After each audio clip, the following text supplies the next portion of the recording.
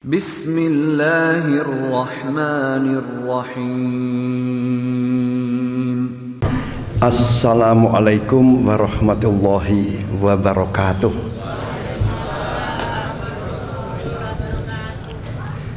Alhamdulillahilladzi arsala rasulahu bil huda wad dinil haq liyudhhirahu 'alad dini kullihi wa kafa billahi syahida. Asyhadu an la ilaha illallah wahdahu la syarikalah wa asyhadu anna Muhammadan abduhu wa rasuluh la nabiyya ba'dah.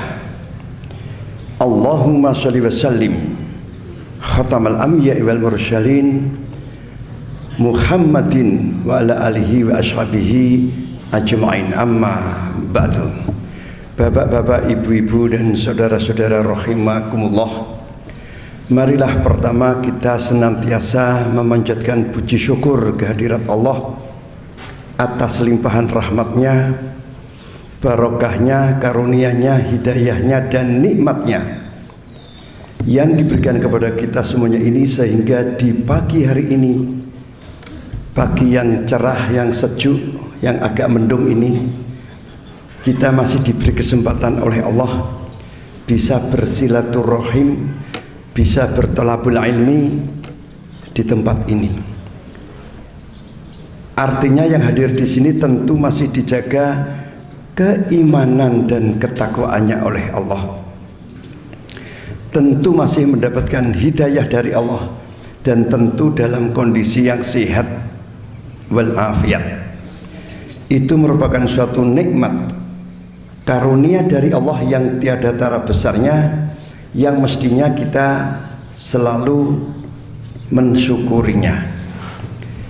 Maka kata Allah, la in syakartum la azidanakum wa la in kafartum inna adzabi lasyadid.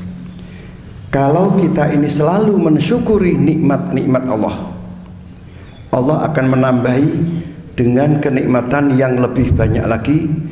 Akan tetapi kalau kita ini kufur kepada Allah, kata Allah, sungguh azabku sangat pedih. Demikian juga di dalam hadis qudsi Allah berfirman, man lam yashkur ala na'mai wa lam yasbir ala balai falyakhruj min tahtis samai wal yatlub robban siwaya. Siapa orangnya yang apabila aku beri nikmat tidak pernah syukur kepadaku, kata Allah. Dan siapa pula orangnya yang apabila aku beri cobaan tidak pernah sabar menanggung cobaan-cobaan dariku. Fal yakhruj min tahtis sama, keluarlah dari kolong langitku ini. Wal yatlub robban siwaya, dan carilah Tuhan lain selain aku. Ya, itu artinya Allah benci banget kepada hamba-hambanya yang ketika diberi kenikmatan tidak pernah syukur, dan ketika diberi cobaan tidak pernah sabar. Makanya marilah Bapak, Ibu dan saudara-saudara rahimakumullah, kita bisa menjadi hamba-hamba Allah yang benar-benar ahli syukur dan benar-benar ahli sabar. Ya.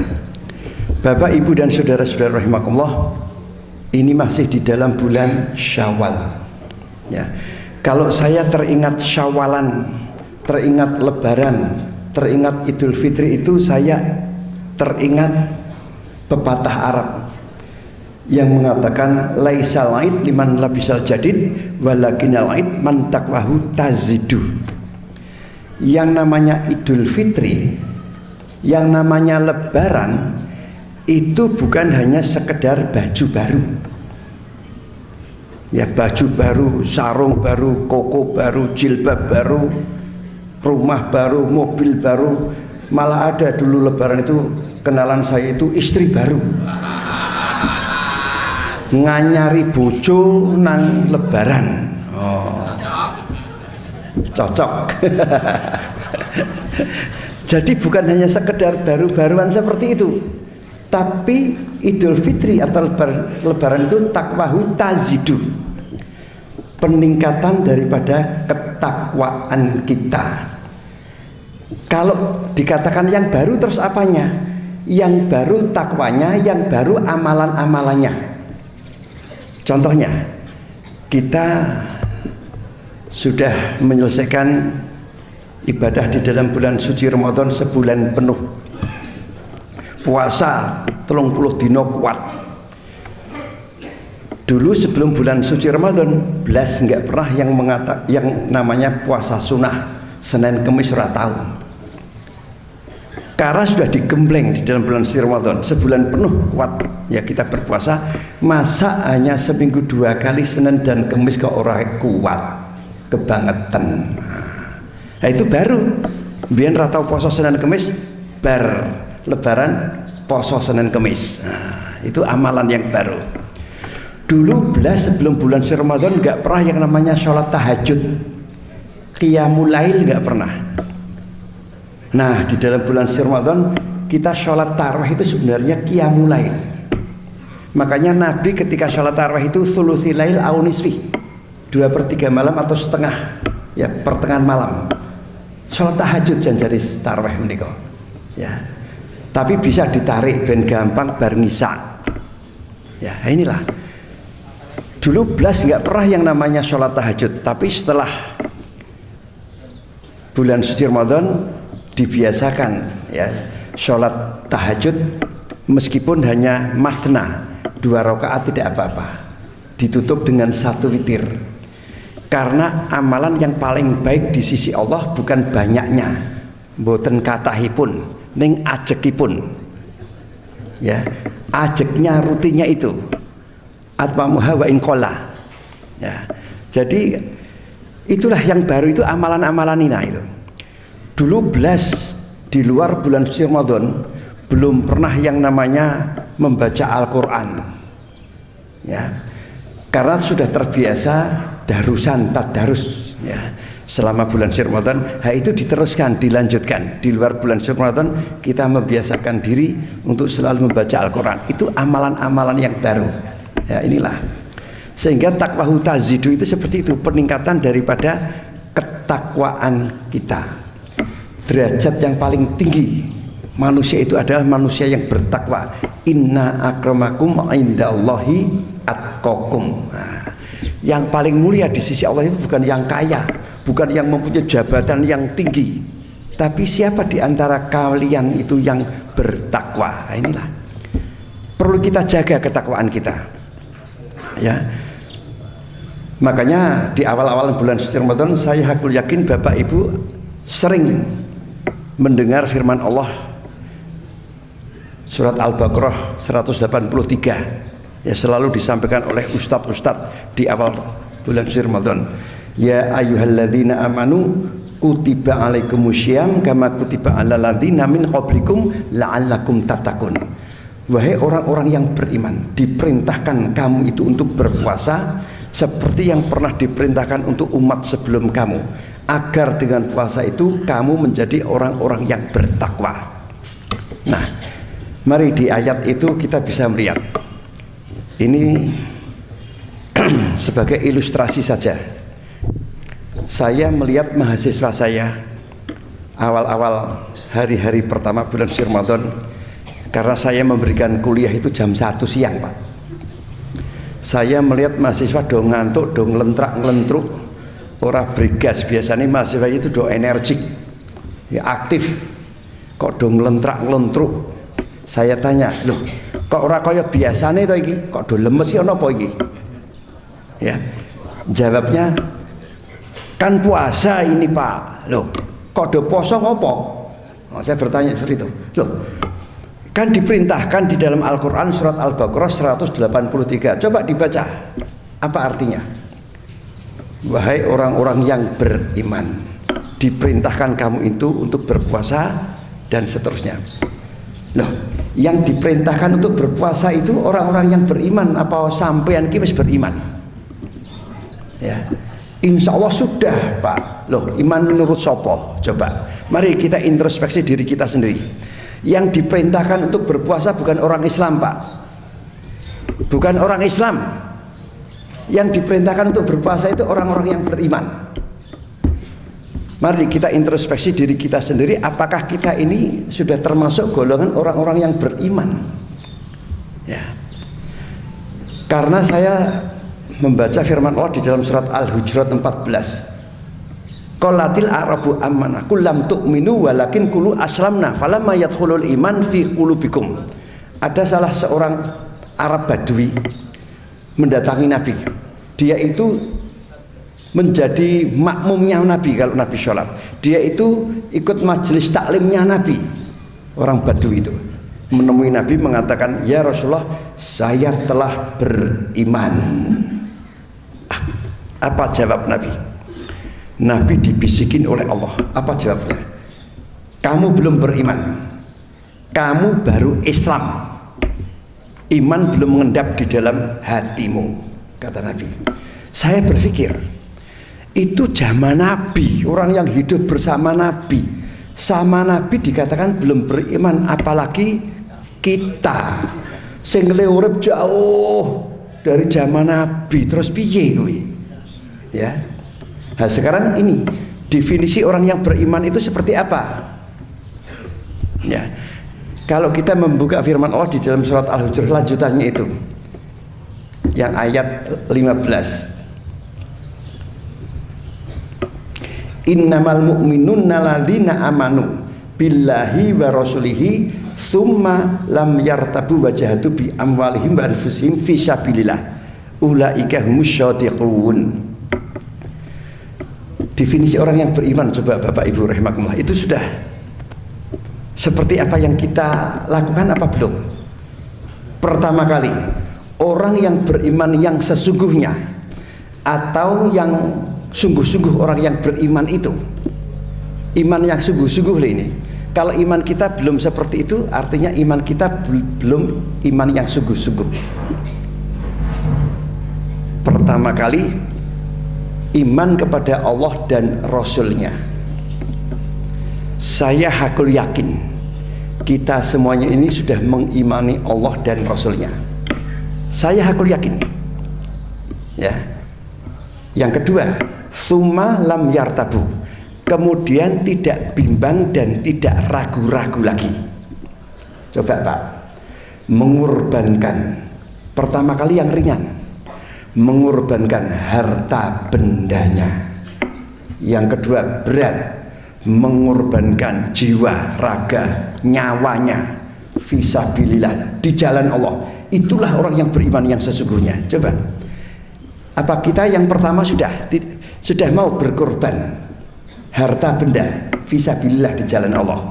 Coba introspeksi.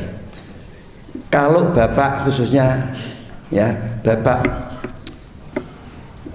mendengarkan khutbah Jumat, sering ada kotak infak berjalan. Kalau ibu-ibu ya mendatangi majelis taklim, pengajian sering juga ada kotak infak berjalan. Kalau di sini saya tidak melihat ada kotak infak berjalan, Pak. Oh belum ya. Nah ini untuk menginspirasi kita semuanya. Ada kotak infak berjalan, tek plek plek plek grek, berhenti di depan kita. Bapak-bapak ya ngerogoh kantong, entah atas, bawah, kanan, kiri, depan, belakang, entah ngetok ke dompet. Kalau ibu-ibu buka tas, ngerogoh-ngerogoh, ndelok-ndelok, mencari-cari. Apa yang dicari? Menopo coba? Paling nek sing kebangetan ki sing digoleki duit sing paling cilik.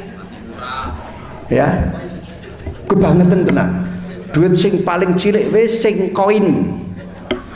Pomneh koine iki sing mau bengi tas do dienggo kerokan. Wah. Bangane ngambon-ngamboni tas, ngambon-ngamboni dompet, minyak angine kuwi lebokke. Apakah dengan uang kecil itu bisa dikategorikan berkorban? Tidak, Pak. Berkorban itu pasti harta yang besar, harta yang paling kita cintai, yang kita cintai diberikan kepada orang lain, itu berkorban.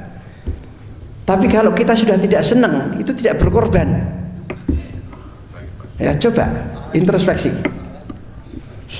Karena juga ada kotak infak madegrek ya, dia di depan bapak-bapak ngerogoh kabeh ki dilalah duwite ki abang kabeh.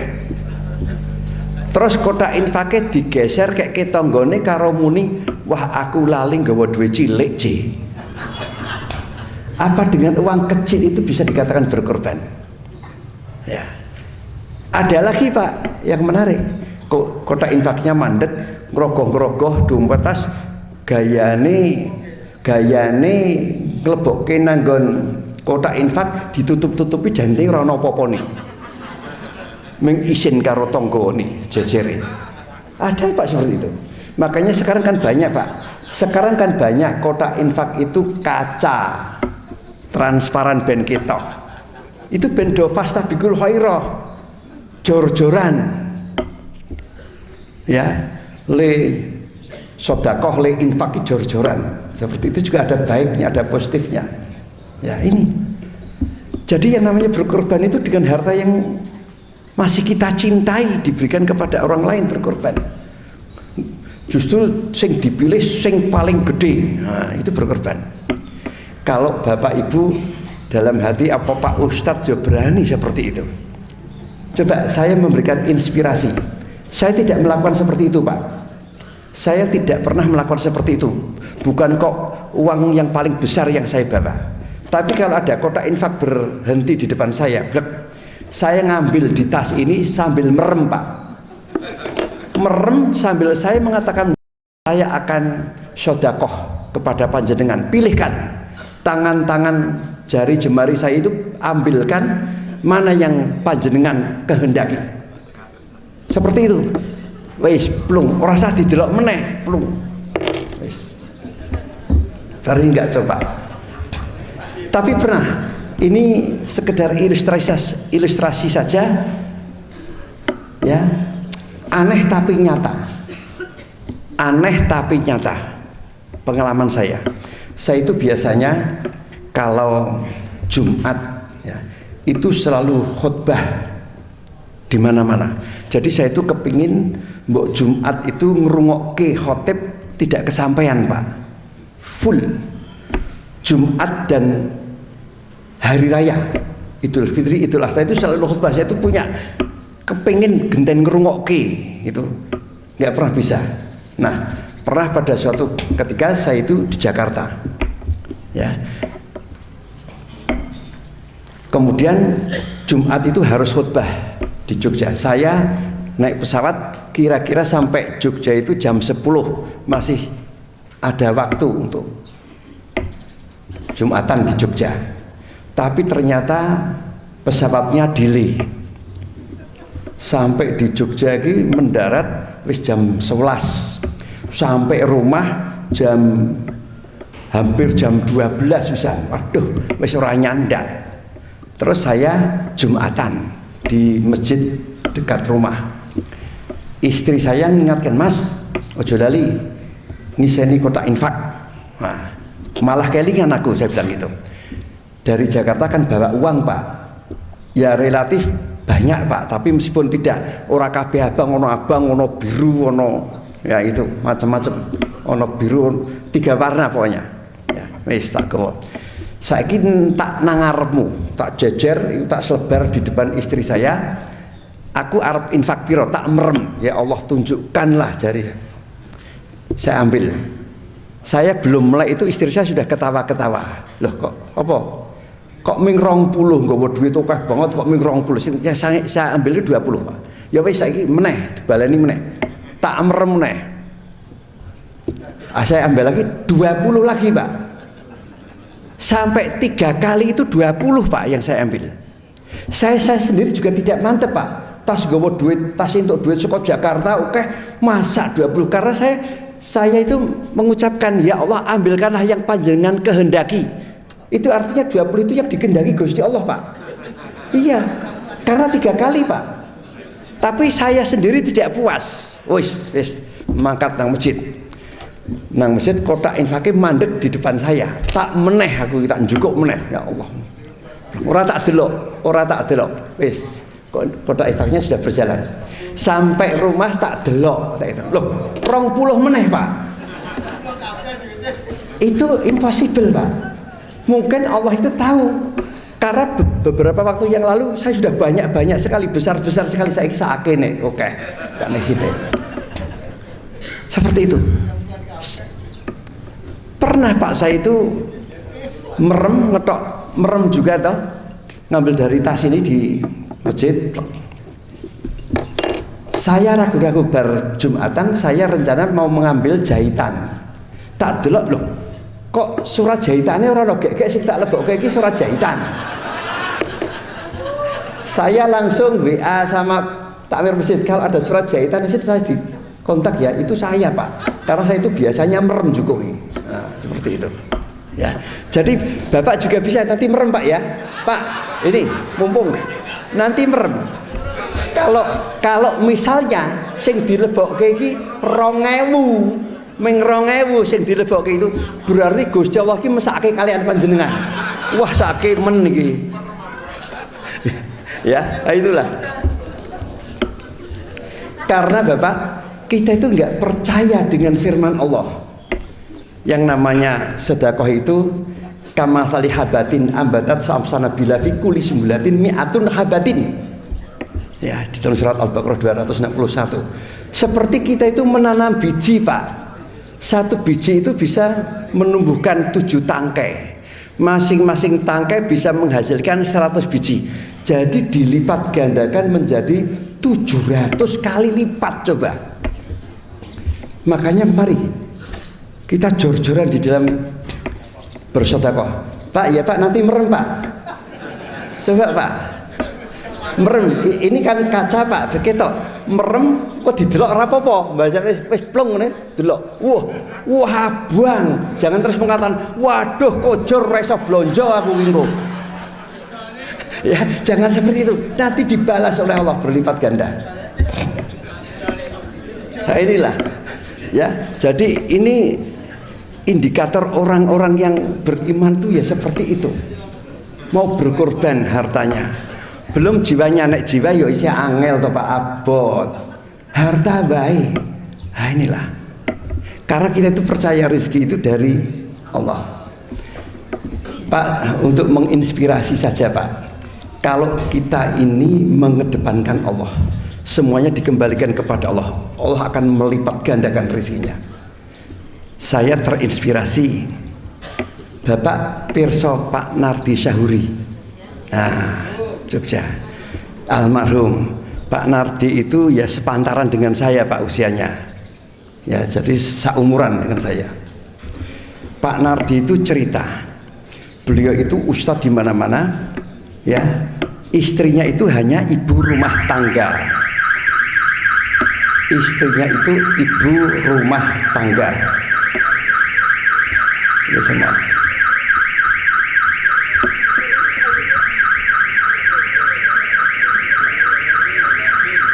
Ya. Wes. Kok muni dewi ya?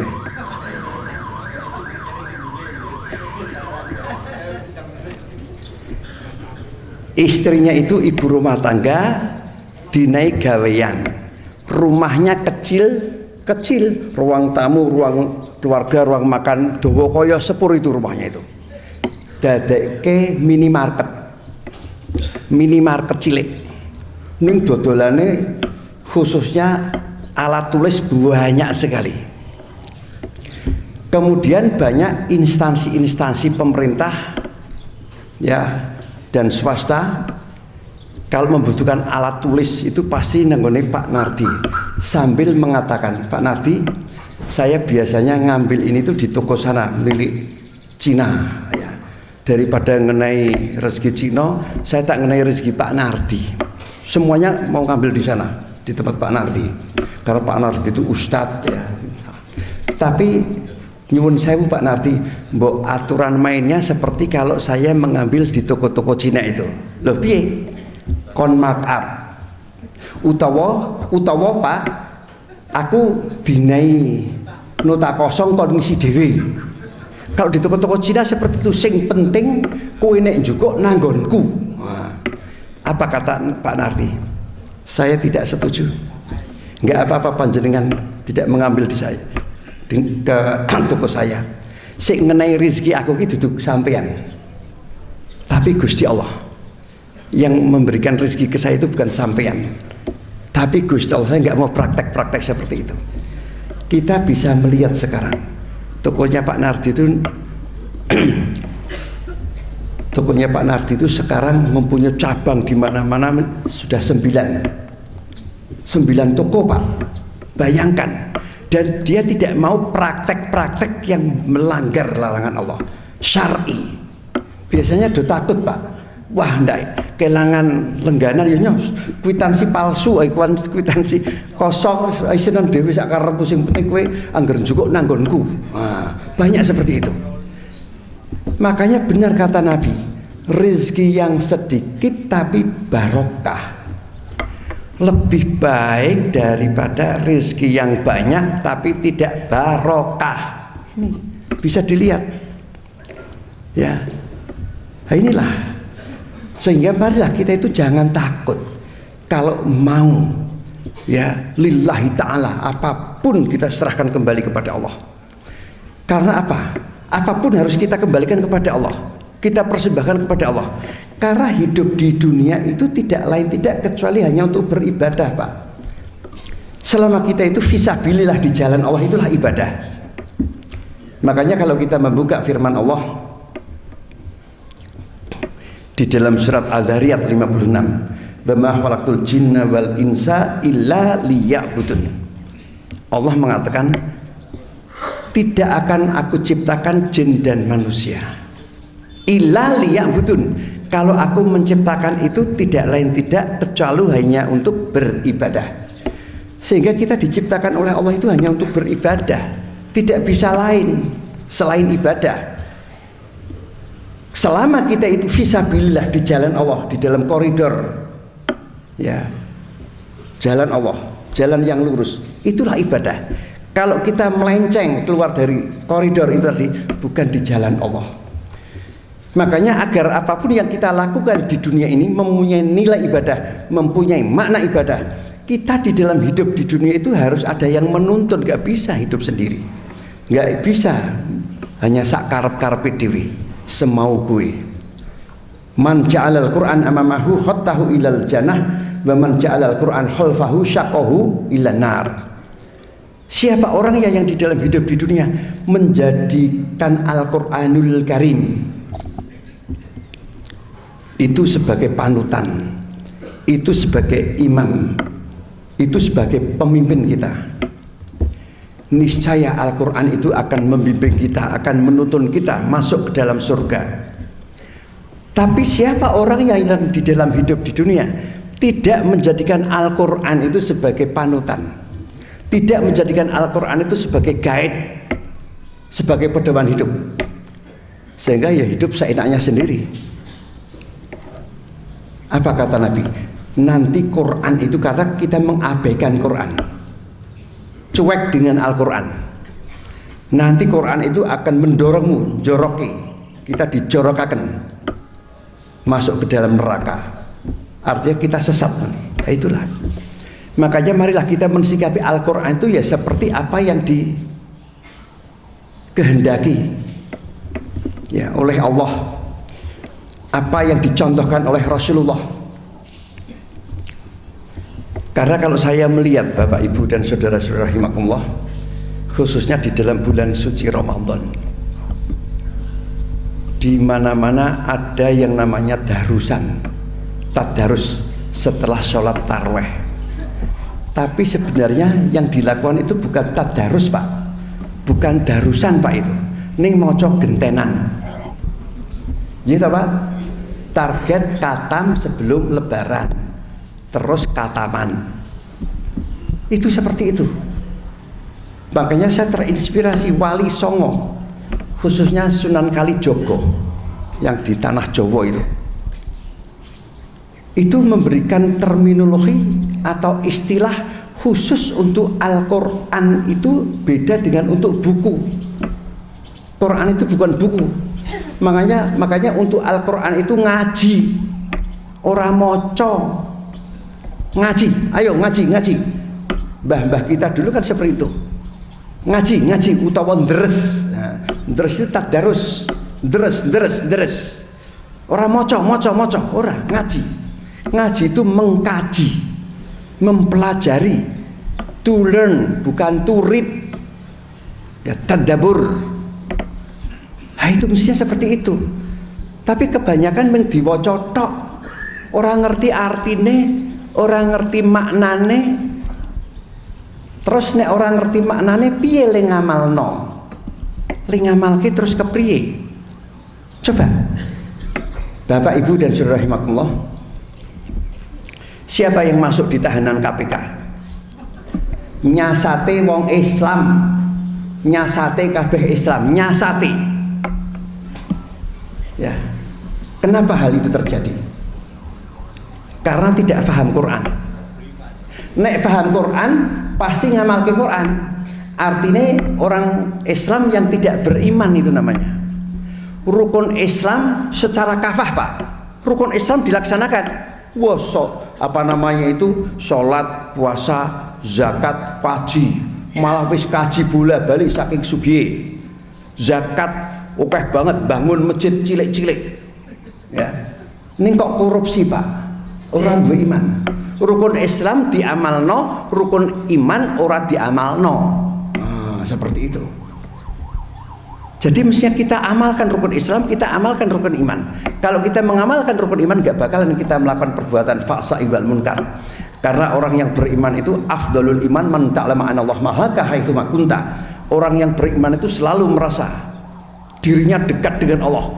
Haitsu ma kunta, dimanapun dia merasa dekat dengan Allah. Gitu. Sehingga orang yang beriman itu terhindar dari perbuatan fahsya wal munkar. Karena orang yang beriman itu selalu melibatkan Allah di dalam aktivitasnya. Bagaimana cara kita melibatkan Allah di dalam aktivitas kita? Sebelum beraktivitas, mulailah dengan berdoa yang khusyuk. Dungo. Pasti kita terhindar dari perbuatan fahsya wal munkar. Karena Allah mengingatkan, kita sudah berdoa mau minum, ternyata yang akan kita minum whisky. Masya Allah, astagfirullahaladzim, khilaf tinggal ki. Makanya nggak ada, Pak, orang yang minum whisky ndonga, Pak. Nggak ada toh, Pak? Nggak ada. Ada nggak orang yang apa ya? Judi ndonga utawa lengasot kartu wis subhanallah, alhamdulillah, Allahu akbar. Ora ono. Apa meneh zina ndonga, Pak? Arab zina al-Fatihah mesti rasido, orang rasido zina itu. Jadi mulailah dengan berdoa, Pak, agar kita selamat, Pak. Nah, itulah orang yang beriman itu pasti selalu merasa sekali dengan Allah. Kedekatan dia dengan Allah seperti di dalam surat Qaf, aqrabu ilaihi min hablil warid, lebih dekat daripada urat nadi yang ada di leher ini. Sehingga orang yang beriman itu terhindar dari perbuatan fahsya wal munkar. Itulah. Jadi itulah, Pak. Makanya Nabi berpesan juga di dalam salah satu hadis, ittaqillaha haitsu ma kunta wa bisa yahtal hasanatu tambuha wa khaliqin nas bi khuluqin hasanin. Bawalah takwa itu kemanapun kamu pergi, membawa takwa. Takwa digawa nang ndi? Ora kok takwa ming di takwa itu jadi ke masjid itu bawa takwa. Ora kok ming takwa digawa nang masjid, takwa digawa nang majelis taklim, takwa digawa nang pondok pesantren. Ning nang diwe nggawa takwa, mlaku-mlaku nang mall nggawa takwa. Bapak-bapak ke kantor yang nggawa takwa. Sehingga nang kantor ora korupsi. Ya karena membawa takwa. Jualan nang pasar nggawa takwa, tidak memberatkan timbangan. Nek ditakoni ya jujur, ulaane pinten niki. Sosok tidak jujur, Pak. Ya. Sudah ditawar misalnya lingenai rego ki 100. Wah, kok larang. Mbok tak nyang 75. Ha saka kono wis 90 je. Ngapusi. Banyak seperti itu bagul-bagul itu. Tapi kalau membawa takwa tidak bakalan seperti itu. Ya, bawa takwa kemanapun pergi. Ya, makanya kalau kita ada, Pak, sebagian bapak-bapak yang masuk di tahanan KPK itu sugih-sugih ya kaji bola bali sregep nang masjid. Wah nek nang masjid le salat khusuk tenan. Wah khusuk tenan sok-sok karo brebes mili barang le salat. Ya, le ndonga zikir ya wiridan ya suwe tenan karena membawa takwa. Tapi kalau sudah ke kantor, takwane ra digawa ditinggal nang omah. Korupsi ini ya khusuk. Le korupsi ya khusuk tenan Pak Bu. Nah itulah. Jadi takwa itu harus kita bawa kemana-mana. Ini pesan Nabi loh, bawalah takwa kemana-mana. Dimana kamu pergi membawa takwa, insya Allah kamu selamat. Nah inilah. Kemudian Nabi juga mengatakan, kalau kamu itu baru saja melakukan perbuatan dosa, tutup dengan amal soleh. Jadi jangan ditinggal, kita harus introspeksi diri. Waduh, aku mau tas ngapusi sih. Tutup dengan amal soleh apa? Karena inal hasanatu yudhibna syai'ah. Amalan soleh, amalan yang baik itu menutup amalan-amalan yang buruk. Itu pesan Nabi. Inilah. Sehingga kalau kita itu bisa mengamalkan ya Islam persis seperti apa yang dilakukan oleh Rasulullah dan para sahabat, insya Allah ya indah sekali Islam itu. Kalau bapak ibu kepingin meresani wong Islam, bukan melihat Habib A, Habib B, Kiai A, Kiai B, Kiai C, Ustadz A, Ustadz B, Ustadz C, tidak seperti itu. Lihatlah Islamnya Nabi dan para sahabat. Coba kaya ngopo. Karena juga banyak orang Islam mengakui dirinya ustadz atau ulama, tapi perilakunya sangat jauh dari ajaran Islam yang benar. Jadi saya teringat hadis Nabi. Ini kekhawatiran Nabi, keprihatinan Nabi. Hadis ini yang diriwayatkan oleh Imam Al-Dailami. Ya, kalau saya tidak salah dari Mu'az radhiyallahu anhu. Ya. Dan hadis ini sangat sering disampaikan oleh Kiai Haji Ahmad Dahlan di dalam ceramah-ceramahnya. Nabi mengatakan, sayatilakumuz zamanun la yaqo lil Qur'ani illa rasmahu wala minal islami illasmuhu yastasimuna bihi wa hum awadunasi minhu masajiduhum amiratun gharabun minal huda fuqaha dzalika zaman syarun fahatatadil sama minhum kharajatil fitnah wa ilaihim ya'un. Nabi prihatin, Nabi takut, Nabi khawatir. Saya prihatin, saya khawatir, saya takut kepada umatku itu nanti setelah saya wafat, pada suatu zaman ya umatku itu nanti mensikapi Al-Quran itu hanya sebagai bacaan. Ming do diwaca tok. Nah, sekarang seperti sekarang ini target katam do diapalke, apal Quran ya ning ora dong artine, tidak paham maknanya. Cah cilik-cilik wis do dadi hafid, ning takone artine apa mbuh ora ngerti, ning apal. Ini Quran ming diwaca tok, tidak dimengerti artinya, tidak difahami maknanya, tidak diamalkan. Nanti Quran itu tinggal tulisan.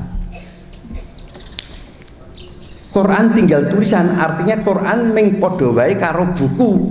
Nek buku ki tulisan. Quran itu firman Allah. Menika Quran menika ngendikanipun Gusti Allah.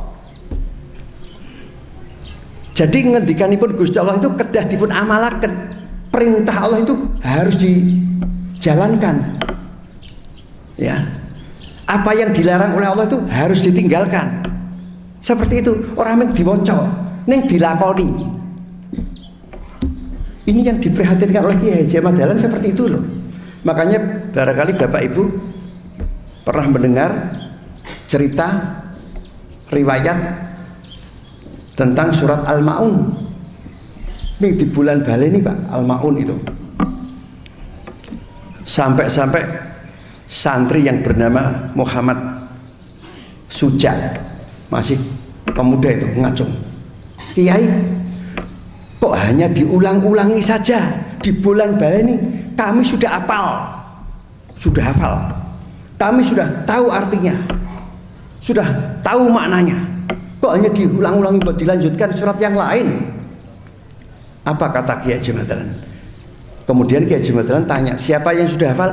Semua santri ngacung kabeh, kulo kabeh ngacung. Sapa sing wis apal kabeh ngacung. Sapa sing wis ngerti tafsire kabeh ngacung. Sekarang terakhir, siapa yang sudah mengamalkan? Tidak ada yang ngacung, Pak. Meneng wae kabeh nyekukruk. Amalke dhisik. Bapak Ibu bisa meresani, Pak. Tuh. Muhammadiyah hanya mengamalkan surat Al-Maun mempunyai aset luar biasa banyaknya. Perguruan tinggi, sekolahan-sekolahan perguruan tinggi, majelis-majelis taklim, amal-amal usaha yang lain, masjid-masjid, ya, termasuk rumah sakit, banyak sekali seluruh Indonesia. Karena saya sudah keliling Indonesia, Pak, dari Sabang sampai Merauke, banyak sekali sekolahan yang dipunyai Muhammadiyah, amal usahanya itu hanya mengamalkan surat Al-Maun. Coba, jadi kalau Quran itu diamalkan, kita menjadi hebat, Pak. Menjadi hebat kalau Quran itu diamalkan. Ya, saya lanjutkan dulu ya. Jadi Quran tinggal tulisan, mengkari tulisan. Bendina maca Quran padha wae karo bendina maca koran ming diwaca tok. Ya. Koran ora ono sing ngamalke koran. Quran iki kudu diamalke ora mung diwaca tok. Nek Quran ming diwaca tok kari tulisan, Islam kari jeneng. Islam tinggal nama. Yastasimuna bihi wa hum abudunasi minhum. Banyak orang teriak-teriak, saya Islam, saya Muslim, Allahu Akbar. Tapi yang diamalkan sangat jauh dari ajaran Islam yang benar. Karena apa? Karena tidak paham Quran. Ya. Kemudian masajidhum amiratun khurabun minal huda. Masjid-masjid ketoke penuh, full jamaahnya, makmur sekali. Tapi ajaran-ajaran ustadz yang ada di masjid itu menjadikan para jamaah itu resah. Ustadz satu dengan yang lain kalau memberikan ceramah terjadi perbedaan yang kontras, sehingga jamaah ini udah bingung sing bener ki sing ditol. Karena apa? Karena para ustadz tadi itu tidak paham Quran, neng pinter ceramah, neng pinter pidato. Hanya mempunyai kompetensi, keahlian di dalam public speaking yang hebat, pinter omong, ya. Kon ceramah agama. Pripun iku? Karena ada dulu di Jogja itu ada, Pak, meng pelawak, Pak. Wah, gawe gergeran kon ceramah agama, bubar. Sing didelok meng dagele. Ning isine itu ada seperti itu. Nabi sudah khawatir. Nanti ustadz kalau tidak paham Quran silih ceramah ya membuat bingung jamaahnya. Nah, yang menarik yang terakhir, fuqaha dzalika zaman syarun fakhatatadil sama minhum kharajatil fitnah wa ilaihim yaud. Ulama di zaman itu nanti adalah seburuk-buruk manusia di kolong langit. Karena kok bisa jadi ulama yang mengulamakan masyarakat, yang mengustadkan masyarakat, pinter ceramah, pinter pidato nang dindi didadeke ustad, nang Pak Ustad, ulama, bubrah itu, Pak. Sehingga ceramahnya itu justru menjadikan perpecahan umat Islam. Nah, ini kata Nabi. Makanya monggo kita fahami Al-Qur'an. Aja mung diwaca tok. Target ki ora kok katam, ning target ki tahu maknanya. Nah, karena banyak, Pak, jujur kita di dalam membaca Al-Qur'an itu sok-sok tujuannya golek ganjaran. Man qara'a harfan min kitabillahi hasanatun wal hasanatu bi asri amsalihha. Siapa yang membaca Al-Qur'an, kata Nabi, mendapatkan pahala. Satu huruf itu dapat pahala 10, Pak. Satu huruf 10. Alif lam mim alif 10, lam 10, mim 10. Alif lam mim wis entuk 30 ganjaran. Coba nek katam Quran, pirang juta Pak ganjarane. Jadi tujuannya menggolok ganjaran, ning ora diamalke. Hanya Quran itu diamalkan di dalam kehidupan kita sehari-hari. Ya, agar dijamin hidup kita itu selamat Pak. Dunia dan di akhirat. Oleh karena itu kan kita itu banyak Pak kalau membaca di Facebook itu, di medsos banyak ustadz Facebook itu ada Pak. Jadi nge-share so ditakoni pertanyaan agama, lain jawab yo nge-share kono, di-share kini sehingga diustadkan. Wah, ustad gitu. Ulama versi Facebook juga ada Pak. Nah inilah sehingga membingungkan masyarakat Bapak Ibu rahimakumullah. Oleh karena itu monggo ya, mumpung ini di dalam bulan Syawal, bulan peningkatan, kita harus kita tingkatkan. Quran ya diwaca ya, ning ya difahami maknanya dan diamalkan di dalam kehidupan kita sehari-hari. Targetnya tidak usah katam, targetnya ngerti maknanya. Kalau perlu ya baca tafsirnya. Saya hakul yakin ya, semua yang hadir di sini Pak, Bu, semuanya itu pasti di rumahnya punya Quran. Leres? Apa ada yang tidak punya Quran? Enggak ada. Kabeh mesti duwe Quran. Saya tanya lagi, apa semuanya itu di rumahnya punya hadis? Ono sing ora. Ya toh? Padahal Quran dan hadis itulah sumber hukum Islam. Ya. Kalau Bapak Ibu itu warga Muhammadiyah wis cukup wis duwe HPT, himpunan putusan tarjih, itu juga di dalamnya ada hadis itu. Ya cukup kalau itu dibaca. Orang yang disimpen tok. Ya dipelajari HPT itu. Ben ibadah ki bener. Makanya yang namanya ibadah, saya akan selalu mengatakan ibadah itu ada dua macam, ibadah mahdhah dan ibadah ghairun mahdhah. Ibadah mahdhah itu hablum minallah. Ibadah mahdhah itu persoalan akhirat. Nah, kalau ibadah ghairun mahdhah itu persoalan dunia, hablum minanas. Semuanya itu ibadah. Tapi jangan dicampur adukkan. Karena saya sering melihat di medsos dicampur adukkan. Kuwi artinya orang ngerti ibadah. Sebagai contoh syawalan. Wah, nek nganake syawalan halal bihalal bid'ah. Karena Nabi tidak pernah syawalan. Nabi tidak pernah halal bihalal. Itu artinya tidak ngerti ilmu agama. Bid'ah itu hubungannya dengan ibadah mahdhah. Persoalan sholat, poso, zakat, kaji itu harus plek nyontoh Nabi. Ciri-ciri ibadah mahdhah ben panjenengan pirsa, ada perintahnya dari Allah. Diperintahke Pak. Perintah sholat, perintah puasa, perintah zakat, perintah haji. Ana perintahe, ana contone saka Nabi, itu ibadah mahdhah. Kuwi sing ora entuk beda kuwi. Kalau kuwi beda itu bid'ah.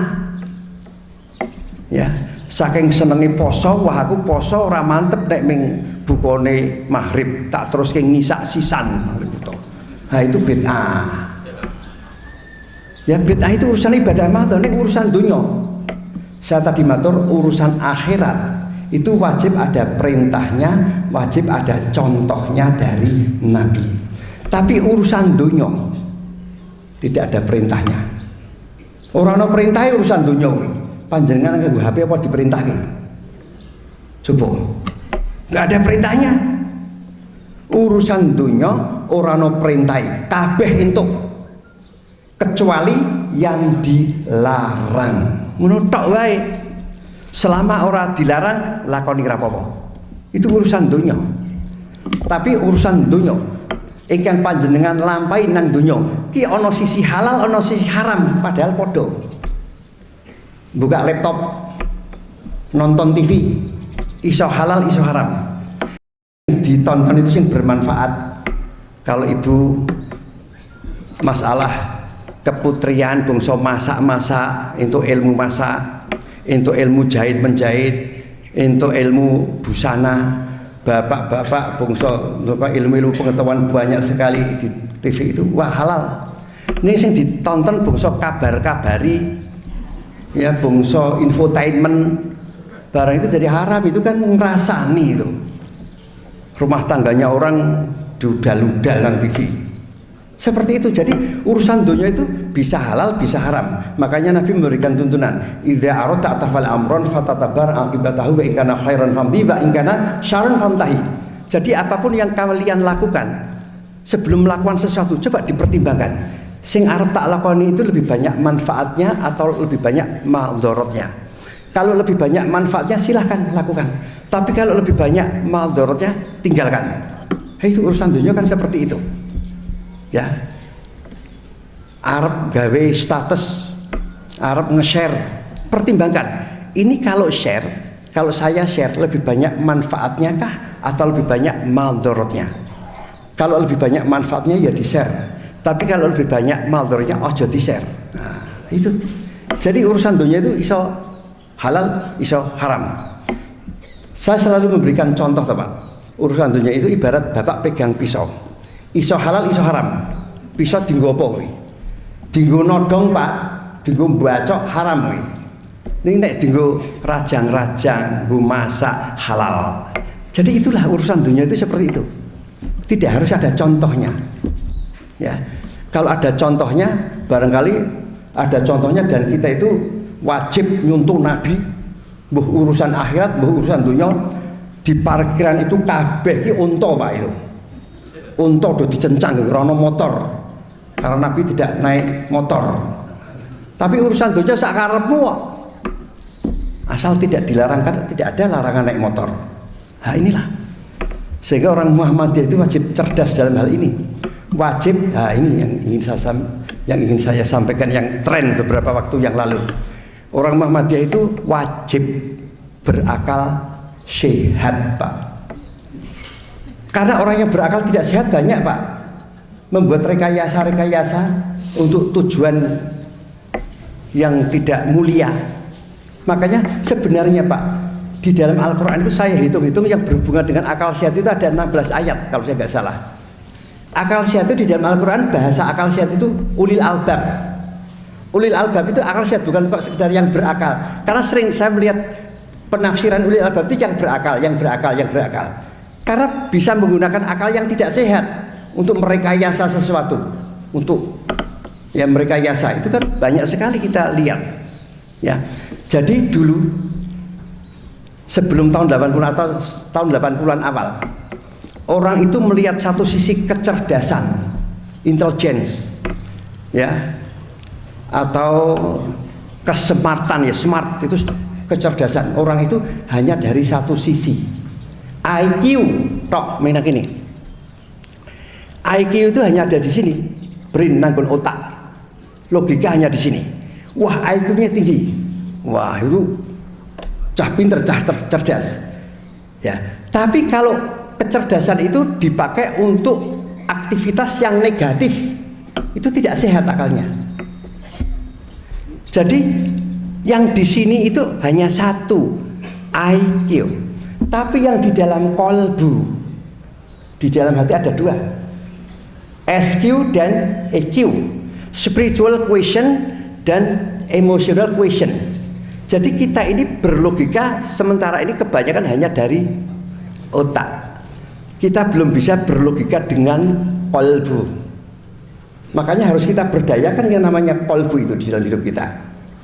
Ya, makanya yang namanya orang yang berakal sehat itu yang bisa mensinkronkan logika di dalam otak dan logika di dalam kolbu, sinkron. Ya, makanya Nabi kalau ditanya oleh sahabatnya, ya Rasulullah, bolehkah saya melakukan begini begitu? Nabi tidak mengatakan boleh, tidak mengatakan tidak. Istafiq qalbaka, tanyalah kepada hati nuranimu. Jadi di dalam kolbu kita itu janjane wis ana filteri.